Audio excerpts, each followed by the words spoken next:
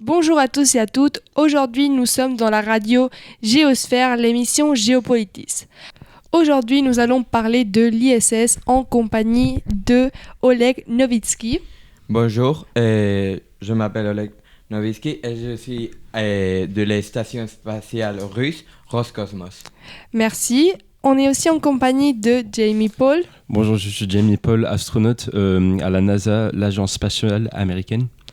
Et avec Mila Apessegia. Bonjour, je suis une historienne, docteur à la Sorbonne spécialisée dans l'histoire de l'ISS.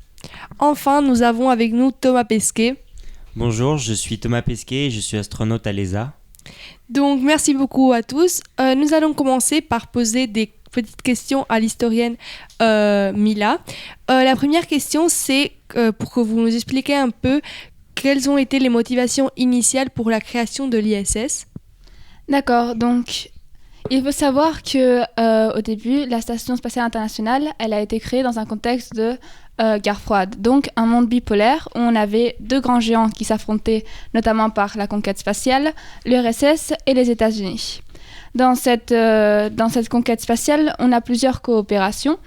Et donc, on s'est rendu compte que par la technologie en commun et un budget commun aussi, on se fait plus fort et on arrive à développer la conquête spatiale. Donc, l'ISS va être créé grâce à la NASA aux États-Unis.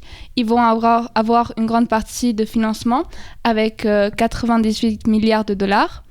Et plusieurs puissances de l'époque, dont l'Europe, le Japon, le Canada, avec leurs agences spatiales respectives. Donc, ces nouveaux acteurs vont s'affirmer dans la conquête spatiale, mais et en 1995, on va avoir le projet qui va être lancé. Que se passe-t-il que de 95 à 85 à 93, on a un manque de budget. Donc, on va devoir demander à la Russie une intégration en 93 qui, la Russie, pour sa part, se développait sa propre station spatiale, Mir. Donc, on voit que c'est les coopérations qui ont formé l'ISS. Merci beaucoup pour cette introduction dans la création de l'ISS. Et est-ce que nous pouvons parler d'un monde multipolaire à partir de l'ISS ? Oui, car on voit l'ISS à la fin de la guerre froide, donc bientôt on aura un monde multipolaire, mais surtout de multilatéralisme. Le multilatéralisme, c'est un mode de relation interétatique visant à établir des règles communes. Donc, entre 1995 et 1998, on a un entraînement des astronautes de la NASA sur Mir, donc sur la station américaine spatiale, ce qui montre déjà que grâce aux connaissances technologiques de la Russie, on a pu entraîner nos astronautes. Et ensuite, la Russie, elle avait une capsule spatiale très importante, que c'est la capsule Soyouz. Et donc, pendant une époque d'assemblage, donc entre 1998 et 2011, on a la plupart des transports qui sont faits par la navette Soyouz, donc une navette russe, et de la navette spatiale des États-Unis. Que se passe-t-il ? Que la navette des États-Unis, elle est très dangereuse. Et donc, à partir de 2011, on ne va plus en faire un usage. Et donc, on va seulement utiliser Soyouz. Donc, par cette dépendance en fait à Soyouz, on peut voir que la Russie, c'est un des acteurs fondamentaux de l'ISS, avec les États-Unis, parce que les États-Unis, ce sont ceux qui ont apporté l'apport budgétaire. Donc, on a ces deux acteurs principaux, mais on a aussi toutes les autres puissances, dont les nouvelles puissances spatiales, qui sont des puissances émergentes. Donc, on a l'Inde. Ensuite, on a des enjeux de puissance parce que la Chine aimerait s'affirmer, mais on ne veut pas de collaboration avec elle dans l'ISS à cause de vieilles rancœurs du pays. On voit comme une collaboration impossible. Donc la Chine développe sa propre station spatiale et envoie des sondes sur la Lune d'elle-même. Et ensuite, on voit des nouveaux acteurs venir dans le spatial, ce sont des acteurs privés. De 2008 à 2024, on a une diversification des acteurs de ravitaillement, donc des acteurs privés comme SpaceX ou Blue Origins. Donc merci beaucoup Mila pour cette explication sur qu'est-ce que l'ISS et son histoire. Nous allons maintenant passer à la version américaine de Jamie Paul, un astronaute de la NASA. Donc Jamie, en quoi est-ce que le budget de la NASA influence-t-il la prise de décision au sein de l'ISS? Et en quoi ceci affecte les autres partenariats?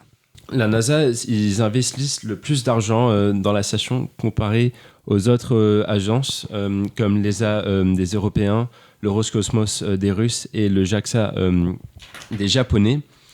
Et donc c'est le budget qu'ils ont dans l'ISS qui leur donne plus de pouvoir pour les décisions à prendre. Et aussi on peut voir que 52% des expériences à bord de l'ISS sont réalisées par la NASA. Et en plus, on peut dire que la majorité d'astronautes envoyés à l'ISS sont des Américains. C'est-à-dire que la majorité de l'ISS est américaine.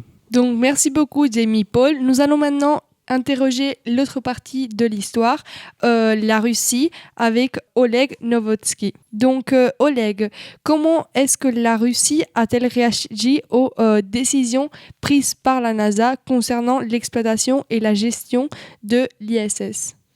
Les Russes, ils ont considéré que c'était de vitale importance l'aide des États-Unis et pourtant de l'agence de la NASA pour pouvoir réussir les projets dans les stations spatiales internationales parce qu'on considère que sans les États-Unis et sans la Russie, ça serait presque impossible de réussir ces avantages technologiques pour la réussite spatiale.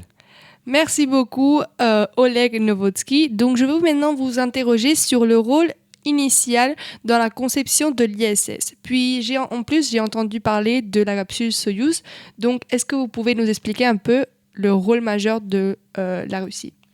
Le rôle majeur de la Russie, c'était celui-là, l'État qui a créé cette capsule pour l'Agence spatiale internationale. Et en plus, il y avait une très grande importance pour la même parce que c'était l'unique capsule qui pouvait être envoyée à l'espace pour les aventures spatiales internationales.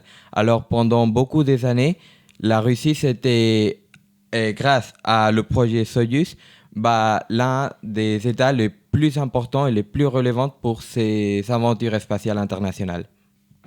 Et en plus, c'est comme très bénéficieux pour l'État russe parce que pour envoyer un astronaute américain, par exemple, sur la capsule, l'État américain doit payer plus ou moins 80 millions d'euros à l'État russe pour réussir cela. Vous voudrez dire de dollars, non? L'équivalent, ça serait de dollars, oui. Merci beaucoup Oleg Novotsky. Nous allons maintenant interroger Thomas Pesquet, votre camarade.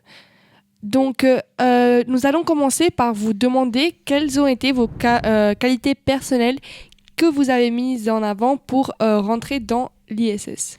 Merci. Alors, la qualité première, je pense, c'est être humble, puisqu'en effet, déjà sur Terre, nous sommes peu de choses, mais dans l'espace, encore moins. Et il faut savoir communiquer et coagir entre tous. Ensuite, une qualité qui reprendrait celle-ci, c'est le savoir travailler en équipe, puisque toutes nos missions sont conjointes avec des équipes dans la station spatiale, mais également sur Terre.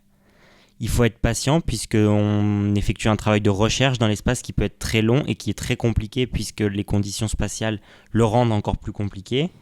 Il est très important de savoir s'entendre avec les personnes qui nous entourent, puisqu'on part pour des missions de 6 mois dans l'espace où nous sommes enfermés dans un espace confiné entre nous.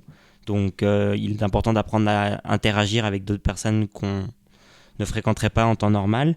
Et enfin, je dirais qu'il est important de savoir diriger, puisque dans certaines situations, il faut prendre le contrôle sur d'autres personnes, mais aussi de savoir être dirigé, puisque au final, on est dirigé toute la journée par des personnes qui se retrouvent au centre de contrôle sur Terre. Merci beaucoup. En plus, j'ai entendu parler que vous êtes le nouveau influenceur spatial. Donc, j'aimerais bien que vous nous expliquiez comment est-ce que vous utilisez votre expérience pour inspirer les jeunes et sensibiliser le public aux enjeux de l'exploration spatiale.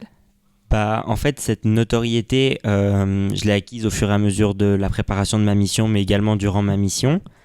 Et comme vous avez pu le voir, on a mis en place de nombreux programmes avec le gouvernement français pour développer l'accès à la conquête spatiale dans les écoles et la démocratiser, et aussi pour présenter tous les travaux de recherche que je réalisais en partenariat avec également d'autres agences spatiales pour démocratiser, on va dire, l'accès à cette recherche pour le médicament, pour la santé, pour la technologie, enfin tous les domaines qu'on travaille dans l'espace, c'était vraiment un but de les rendre accessibles à tous et donc de rendre notre travail accessible et visible par tous.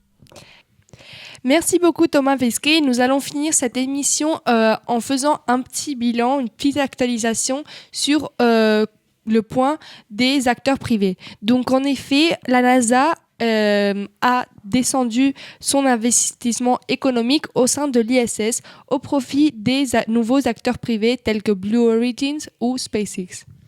Oui, ces acteurs privés sont financés par des milliardaires et donc ils ont ils veulent en fait des conquêtes lunaires ou aller sur Mars.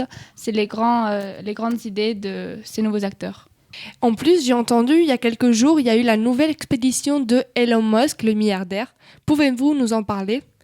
Oui, c'est un excellent exemple de tourisme spatial. Les touristes donc, sont allés à plus de 700 km au-delà de l'orbite, au-delà de la Terre. C'était une sortie extravéhiculaire et ils sont allés même plus loin de la station que l'ISS. Donc, et ils sont revenus vivants. C'était un vrai exploit. Waouh!